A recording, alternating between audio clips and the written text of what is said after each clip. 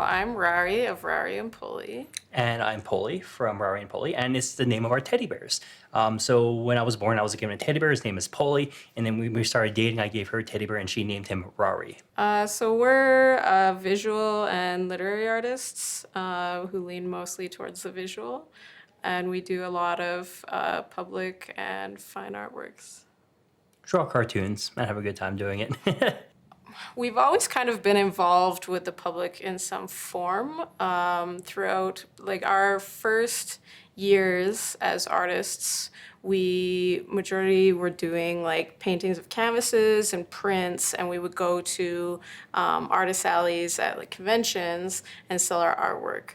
So we were seeing a lot of people on a weekend and interacting with a lot of public all the time with our artwork for those shows in particular. But when we were creating the work, you know, you're alone, you're in your basement, you're painting for hours and hours, and then all of a sudden you're exposed to hundreds or thousands of people in a weekend. So it's quite interesting, a stark difference.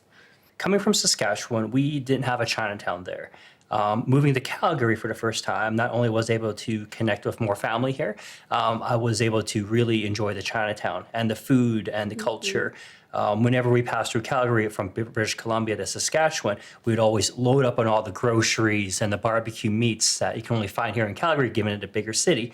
And we started looking beyond the shops, I guess, and connecting with the nonprofits and saying, hey, tell us more about what you guys do here. What's your vision? What are the challenges that you're seeing? Because as a side curiosity, we'd love to see if we can contribute with our perspectives as adults who went through the journeys in life that we did. And so we started working at the Chinese Cultural Center. We volunteered countless hours to help them learn about the grant writing processes, to help modernize their museum into a website so that people online could discover them. And through those collaborations and projects and helping plan for Chinese New Year's, like all of the events, we started to earn a little bit of trust from the community. And then with that trust, asks were made, like, can you help us do this? What are your thoughts on this? So being involved with committees. And as two people, we each brought our own strengths to the table. I could be the silly artist that could just come up with random ideas, and then Jamie here would be able to just hone it down. Okay, if we're going to take it this way, we have to do a step-by-step, break it down to make it achievable.